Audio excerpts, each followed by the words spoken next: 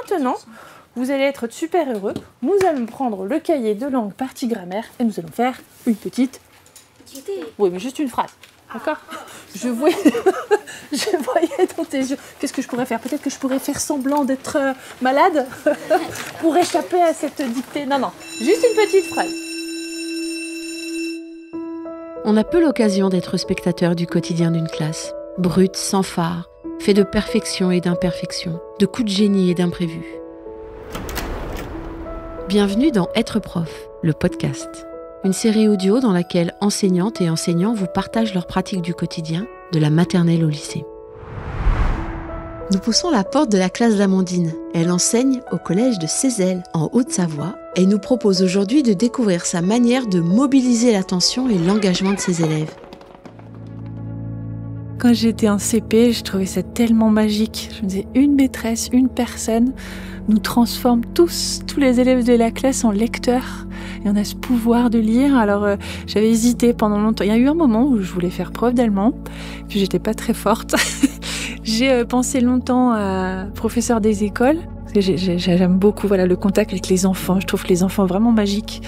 Tout est possible et tout est extraordinaire avec eux. Et puis, il y a cet amour de la littérature et des mots qui fait que j'ai basculé et que je suis devenue professeure de lettres. Lundi, je vais vous proposer un petit escape game, comme on fait parfois. Happy! Hein? Laser game. Alors, laser game, je n'ai pas encore le budget, peut-être un jour. Oui. Ça va être un vrai escape game. Alors, non, vous savez comme on fait d'habitude, un petit truc à la sauce Madame Miko. Ok, c'est simple et humble. Entrer dans la classe d'Amandine, c'est entrer dans un véritable univers. Amandine, vous la connaissez sûrement sur les réseaux, sur le compte La légèreté des lettres. Merci Amandine pour ton accueil. De rien, bonjour.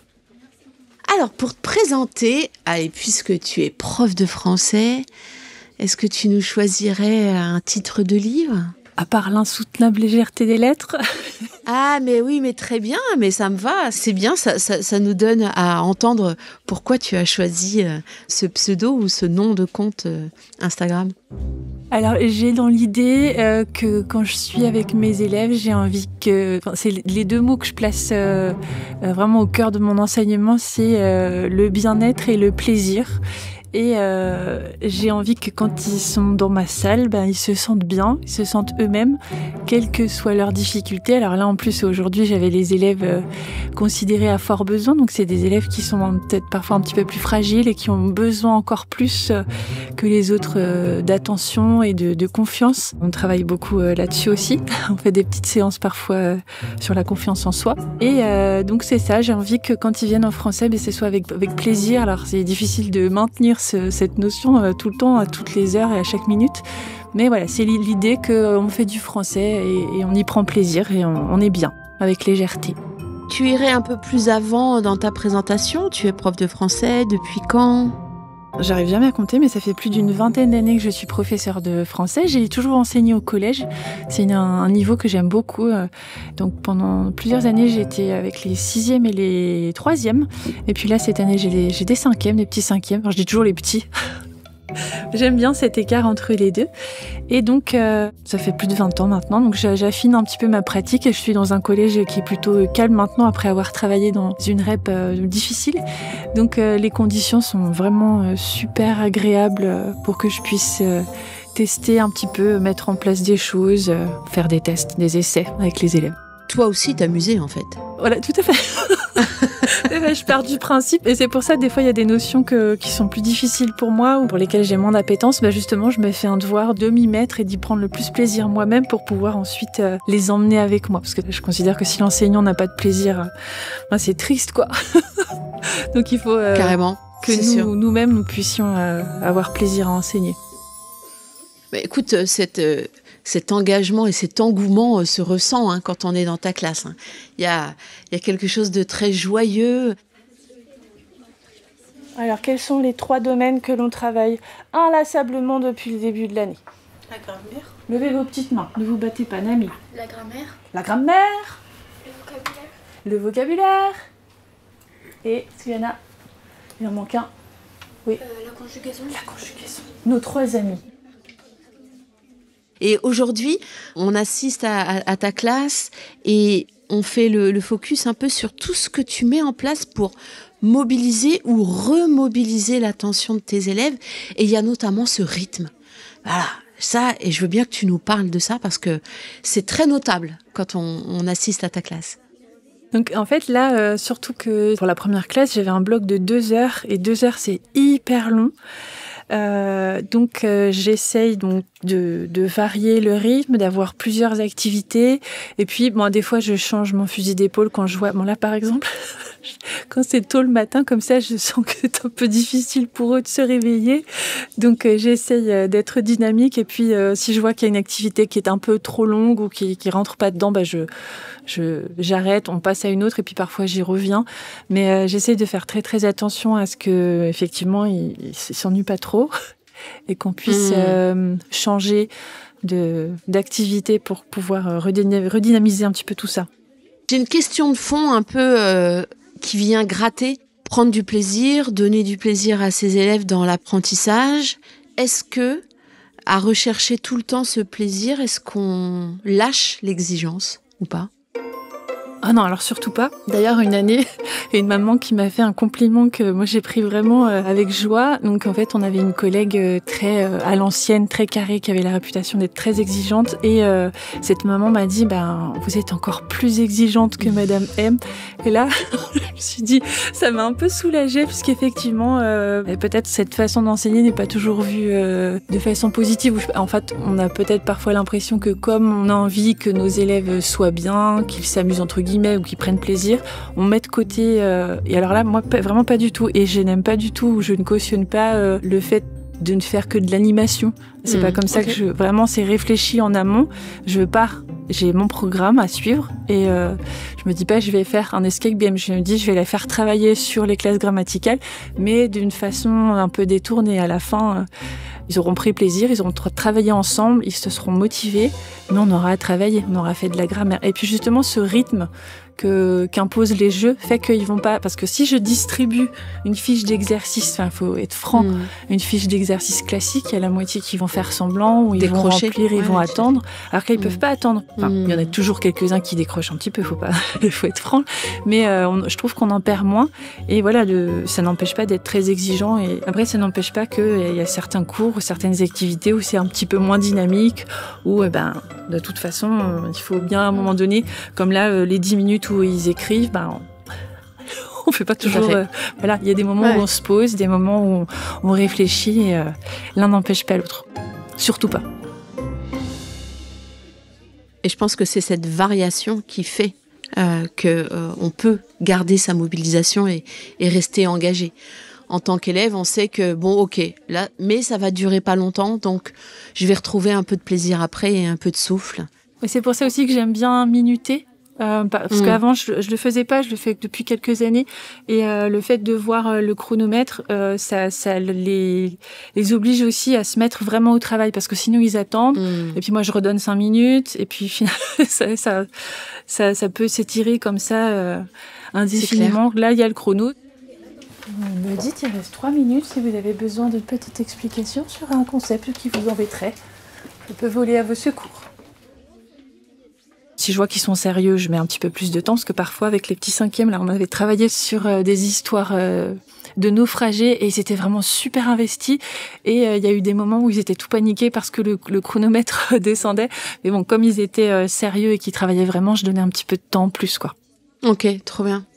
Une manière que tu as de mobiliser ou de remobiliser, en début de séance, tu les projettes sur la séance d'après, sur celle de lundi, où tu leur proposes, je crois, une évaluation, et tu le fais d'une manière assez originale. C'est la Reine de Cœur qui a un message pour vous. Vous aimez bien les messages du Pays des Merveilles ? Oui, donc là, cette année, c'est la première année que je fais ça. Donc, on a un fil rouge avec cette classe, enfin ce groupe. Et donc, on est parti d'Alice au Pays des Merveilles. Donc, dès le début de l'année, j'ai fait plusieurs escape games. Ils aiment bien ça. Et régulièrement, ils ont un courrier qui vient d'un des personnages du Pays des Merveilles. Et donc j'essaye de faire ça sous forme de vidéo. J'essaye de faire en sorte que ça ne me prenne pas trop de temps, puisque là c'est vraiment du ludique pur. Donc c'est pour lancer la séance et les accrocher. Et donc un personnage du Pays des Merveilles leur écrit une lettre, et dans cette lettre il y a soit on les félicite, ou soit on leur donne une nouvelle mission, on introduit un nouveau chapitre, mais le tout étant d'attiser leur curiosité. Et puis bon, là par exemple on avait eu des difficultés sur la dictée, on avait recommencé 3 fois une dictée, j'ai changé la façon de faire cette dictée, et la 3e fois ils ont vraiment eu des résultats exceptionnels. Donc c'est le chat qui est venu les féliciter leur apporter du soutien, et ils étaient ça conforte, parce que je le disais tout à l'heure, c'est très important pour moi le travail sur la confiance en soi. Donc je fais les deux, j'essaye de les accrocher, puis en même temps leur montrer qu'ils sont capables, et puis on a le droit à l'erreur, et ben on recommence, et voilà. Et donc là, c'est la reine de cœur. Alors écoutons ce qu'elle a à dire, cette petite dame. Hop, c'est parti. Chers élèves, je suis heureuse de faire enfin votre connaissance. Je vous observe depuis plusieurs semaines avec attention, et je dois dire que vos qualités humaines pourraient toucher mon cœur si j'en avais un. J'ai très envie de vérifier si vous êtes digne du Pays des Merveilles. Pour cela, vous serez bientôt soumis à 3 tests. À vous de montrer ce que vous valez. Ou bien à votre tête. Là, c'est aujourd'hui, ça rigolait pas. Ouais. Non, ça rigolait pas. Hein. Il y a des têtes qui vont tomber. Exactement. Une autre manière de les mobiliser, de les remobiliser, tu leur proposes une séance de révision. Ils révisent. Alors, raconte-nous ce qu'ils ont fait exactement ce matin. Alors, bon, déjà, je pars d'un constat qui n'est pas drôle, qui est un peu déprimant. En tout cas, moi, dans mon collège, les élèves ne travaillent pas beaucoup à la maison. Donc, je donne très peu de devoirs écrits. Par contre, je leur demande de réviser à la maison. Ils ont des petites fiches. Et bon, je constate que c'est pas fait, ou très peu. Donc, j'ai pris le parti de travailler, de les faire réviser dans mes cours. Donc, c'est vrai que ça prend du temps, mais là aussi, je chronomètre. Quand vous avez terminé, vous faites comme d'habitude, vous sortez votre cahier de langue, et puis vous avez 7 minutes top chrono pour réviser un maximum de choses. Oui. Pas 10 minutes. Non, c'est 7. Oui. J'aime bien le 7. Il y a quelque chose de sympathique. Ils ont des petites fiches, ils ont des petits quiz, des leçons à manipuler, des choses qui soient un petit peu agréables. Et j'essaye de les accompagner aussi sur la mémorisation. On a travaillé en début d'année sur comment mémoriser, les différentes façons d'apprendre une leçon. Et donc, on prend le temps 2 fois par semaine, quand il y a ces quiz ou cet exercice de remue-méninge qui rebrasse toutes les notions qu'on a vues. Je leur laisse 7 minutes pour prendre le cahier, pour réviser. Et je remarque que quand même sur pas mal d'élèves, ça a un impact positif. Ok, trop bien. Une autre manière de les mobiliser, de les remobiliser, tu leur proposes une pause. Je vous laisse faire la petite pause. Et ensuite, on reprend. Tu les avais 2 heures, effectivement, mais parle-nous de cette pause. Que font tes élèves pendant cette pause ? C'est pareil, c'est pour eux et c'est pour moi aussi, parce que 2 heures, c'est super long, c'est vraiment très très long, et bien qu'ils soient très motivés, très gentils, très agréables, quand même au bout d'1 heure, quand on sait qu'il reste encore une autre heure, aussi sympathique soit le cours, on a besoin physiquement de faire une vraie pause. Donc dans ma salle, j'ai la chance d'avoir ma salle déjà, et d'avoir pu l'aménager un petit peu comme je veux. Donc il y a des fauteuils, il y a des petits objets, il y a des petites choses à regarder, à tripoter. Donc ils peuvent faire une vraie pause. Et là, j'aimerais bien, ça fait un moment que j'y pense, mais il faut que je me lance, essayer de faire une petite pause méditation, une petite pause relaxation. Alors là, je les ai toujours le matin, mais je pense que c'est surtout pour l'après-midi, notamment avec les 3e. Je me dis que une pause au milieu de 2 heures où on apprend à respirer, à se reconnecter à son corps, ça pourrait... c'est même sûr. Ça plaisait. Donc cette pause, elle est vraiment très très importante pour repartir ensuite sur des activités. Ok. Une autre manière que tu as de les engager, de les mobiliser, de les remobiliser, c'est par exemple quand tu leur lis l'histoire de Baptiste Beaulieu, tu leur dis en amont ce que tu attends d'eux et ce qu'ils vont devoir te restituer après. Alors, je vais vous demander, comme d'habitude, de me dire ce que vous avez pensé de cette histoire. Non, attendez. Ce que vous avez compris et ce que vous avez pensé et de justifier ce que vous pensez. Oui. Alors, j'ai remarqué ça aussi, c'est que de toute façon, quelle que soit l'activité, j'essaye vraiment de leur d'expliciter ce que j'attends d'eux pour qu'ils sachent dans quelle direction on va et puis ce qu'ils vont devoir mobiliser. Donc parce que là, je lis une histoire, ils ont besoin de savoir est-ce que je vais poser des questions, est-ce que il va y avoir un exercice d'écriture après. Ils ont absolument besoin de savoir où je les emmène et donc toujours en amont, je précise ce que j'attends d'eux. Et une autre manière que tu as, je trouve, tu vois, de les mobiliser, en tout cas de tenir compte de ce qu'ils sont, c'est que tu as 2 élèves qui font un quiz ensemble et là tu te dis, je vais en faire quelque chose. Alors ça, c'est quelque chose vraiment, c'est important pour moi de partir de leurs besoins et de les observer et de voir ce que je peux en faire après.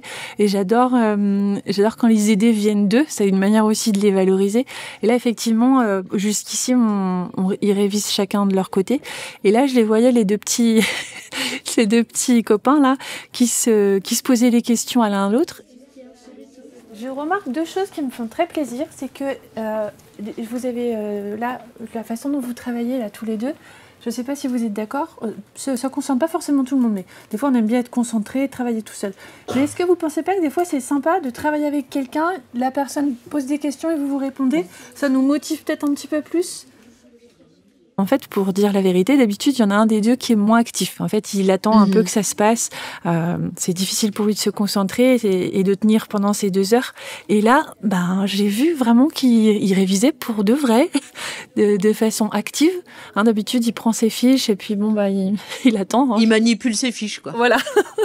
Et là, je le voyais vraiment actif. Et puis, c'est aussi une des choses sur lesquelles je travaille avec eux, c'est on est ensemble. Il n'y a pas de compétition, sauf si c'est pour un jeu, pour rire. Mais on est tous ensemble, on se valorise, on essaye de s'aider, d'être là les uns pour les autres. Et là, j'aime bien parce que il y en a un qui est un peu plus scolaire et très sérieux. Et je voyais qu'il était content d'emmener son copain avec lui. Et puis l'autre était content d'être actif et de faire quelque chose avec son copain.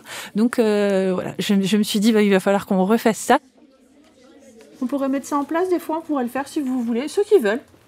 Si on parle à voix basse, c'est peut-être un petit peu plus stimulant que si on est tout seul. Par contre, je laisse toujours la possibilité de faire ou pas, parce qu'ils n'aiment pas forcément tous travailler en groupe, ou ils s'entendent pas forcément tous, et il n'y a rien de pire que de devoir travailler, mais aussi montrer ses faiblesses, parce que si je dois réciter mon cours et puis que je sais pas, et qu'en face, le camarade n'est pas bienveillant, ça devient quelque chose de compliqué, de difficile, et moi je veux pas de ça. Donc je les laisserai choisir, soit ils travaillent à 2 et c'est super sympa, soit ils restent tout seuls. Allez, on change complètement, on arrête de parler de ce que tu as fait, mais j'aimerais que tu nous emmènes dans ta classe. Si tu fais un tour d'horizon, là, on voit quoi? Parce que nous, on voit pas, donc on voit. Mais du coup, je bouge pas l'ordinateur, juste je t'explique. Non, du tout, non, tu nous racontes. Donc, alors, ma salle, c'est mon 2e chez moi. J'y mets... ça va faire un peu ridicule, je sais pas, mais bon, c'est comme ça que je le conçois. J'y mets tout mon amour. De la même façon que quand les gens viennent à la maison, c'est rangé, c'est décoré. J'aime les petits détails. Donc, avant, c'était une petite salle toute petite. En fait, je crois que personne ne voulait de cette salle. Il n'y avait pas de place pour circuler. Il y avait un gros bureau. Enfin bref, je me sentais vraiment à l'étroit. Et puis petit à petit, au fur et à mesure des années, j'ai pu aménager. Donc j'ai récupéré plein de meubles de la maison. J'ai acheté quelques petites choses sur le Bon Coin, sur des choses d'occasion, les brocantes, tout ça. J'ai récupéré 2-3 trucs. J'avais des vieilles bouteilles aussi. Je les ai utilisées pour faire la déco en début d'année. Donc j'ai fait les petites étiquettes bois-moi. Et puis voilà. Donc en fait, j'essaye de varier les affichages. En fait, tout commence dans le couloir. Dans le couloir, déjà, j'ai des petites affiches sympas et puis des petits jeux, des challenges que je leur propose chaque semaine. Tout est sur le thème un peu tropical. J'avais envie d'un peu de nature. De chaleur. Voilà, on est bien, je pense qu'on est bien. Et puis là, la nouveauté, l'année dernière, une intendante super sympa. Elle m'a commandé 8 chaises de bar. 8 chaises hautes pour mes tables hautes. Et donc du coup, il y a deux espaces où les élèves sont en hauteur, donc ils peuvent aussi descendre des chaises et se mettre debout en fait. Donc j'essaye de varier. Alors moi, je parle pas de classe flexible, c'est pas forcément, ça correspond pas forcément à ma façon de travailler, mais le mot qui me vient moi, c'est plutôt ergonomique. J'ai vraiment à cœur que les enfants se sentent bien physiquement. Donc ça passe par, il y a un petit fauteuil aussi, un petit fauteuil tournant là où ils peuvent se déplacer, s'asseoir pour travailler différemment. S'ils veulent travailler par terre, ils travaillent par terre, en chaussettes, ils travaillent en chaussettes. Le tout étant de travailler. De travailler, mais en étant bien dans son corps et pas en étant coincé, voilà, en pouvant bouger. S'ils veulent bouger, ils bougent. Vous pouvez boire un petit peu d'eau. Vous vous rappelez, on avait dit qu'on faisait un responsable de l'hydratation. J'ai fait la fiche, mais il faut que je la plastifie. Te souviens là, tu commenceras à faire la responsable hydratation. Et il faut faire quoi? Donc 3 pauses dans l'heure. Ouais. Toutes les 20 minutes à peu près. Mais ne te stresse pas avec ça. Quand tu y penses, hop, pause hydratation et on boit. De quoi tu es particulièrement fière sur ton chemin d'enseignante ? Je dirais ma force, c'est la connexion que j'ai avec mes élèves. Et avant d'être des élèves, ce sont des enfants qui aient 11 ans ou 16 ans. Je fais pas de différence, même les grands troisièmes qui sont presque aussi grands que moi.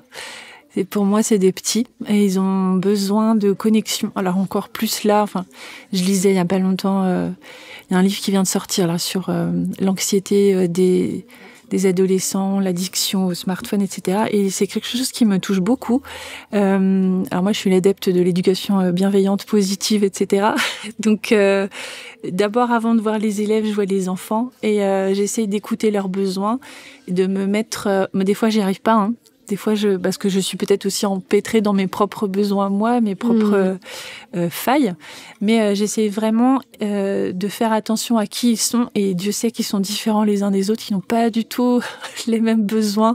Il y en a qui sont déjà très matures en 6e, puis d'autres en 3e, c'est encore des petits... à qui il faut faire très attention. Donc j'essaye d'écouter, de comprendre, et je crois que ça fait partie de ce dont je suis fière, parce que je crois que j'arrive quand même si parfois j'échoue comme tout le monde, mais j'arrive en général à avoir une bonne connexion, un lien très fort avec les petits, et puis c'est ce qui fait que ça marche, ils ont confiance en général, et puis ils essayent, ils ont envie. Vous allez prendre votre agenda pour lundi. Et dès à présent, vous allez vous préparer à souffrir. Ok, on va souffrir. Mais non, dans la joie et la bonne humeur. Et une dernière question, Amandine. Qu'est-ce que tu dirais à un collègue ou une collègue sur ce sujet de la mobilisation, de la remobilisation ? Comment convaincre quelqu'un que ce sujet est hyper important au-delà du contenu, la forme qu'on donne à ce cours, à cette classe est primordiale ? Pour moi, c'est tout en fait. On peut pas. Il y a plein de fiches qui circulent partout, et on a des collègues contractuels qui viennent sans formation. Et moi, je vois des collègues en souffrance parce que il s'agit pas de télécharger une fiche, aussi belle soit-elle. Il s'agit pas d'avoir un cours aussi parfait soit-il. Le plus important, c'est vraiment être là. Comprendre les élèves, c'est vraiment le plus important. Faire passer, comment on fait passer une notion. Et on peut être super calé dans une matière. Alors, du coup, ça me fait penser, en tant que maman, j'ai une grande fille qui est en 4e et nous avons récemment souffert sur le cours de physique. Et donc, j'ai pu constater, parce que d'habitude c'est son papa qui s'en occupe, et parce que je n'ai pas du tout les compétences. Et donc, c'était drôle parce que son père est très très fort en électricité, donc il lui a expliqué rapidement. Elle m'a dit, mais il comprend tout, mais moi je comprends rien parce qu'il va trop vite. Donc, on a souffert toutes les deux. Et après, elle m'a dit, mais en fait c'est bien parce que comme t'es nulle, on comprend tout, on avance et on comprend toutes les deux en même temps. Et j'ai trouvé ça génial parce que c'est exactement ça en fait. Des fois on est dans notre cours, normalement on est censé bien maîtriser notre matière et les concepts, les notions, etc. Et peut-être que justement on se connecte pas assez à nos élèves et on a du mal. Et moi c'est à ça que je me heurte des fois, je me dis mais où est-ce que ça coince ? Comment est-ce que je peux expliquer ? Je comprends pas quel est le problème.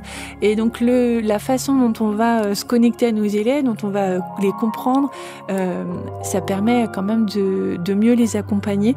Et donc une fiche, un cours, ça ne fait pas tout, c'est vraiment qui on est. Et pour ça, je disais, les élèves sont d'abord des enfants, nous, on est d'abord des humains et on transmet d'abord qui on est. Et je crois que c'est vraiment très très important ce lien et de prendre le temps de se poser et de savoir comment est-ce qu'on va faire pour transmettre ce qu'on a à transmettre. Ce sera le mot de la fin. Merci Amandine. C'était Être prof, le podcast. Une série audio animée par Nathalie Dreyfus, enregistrée par Yanis Dokuto, Théo Cancelli et Laurine Bonnefoy, montée par Jeanne-Marie Desnos, réalisée et mixée par Benjamin Masset et Yann Thierry et produite par l'Acme Productions. Si vous avez envie d'approfondir le sujet, retrouvez plus de ressources sur êtreprof.fr.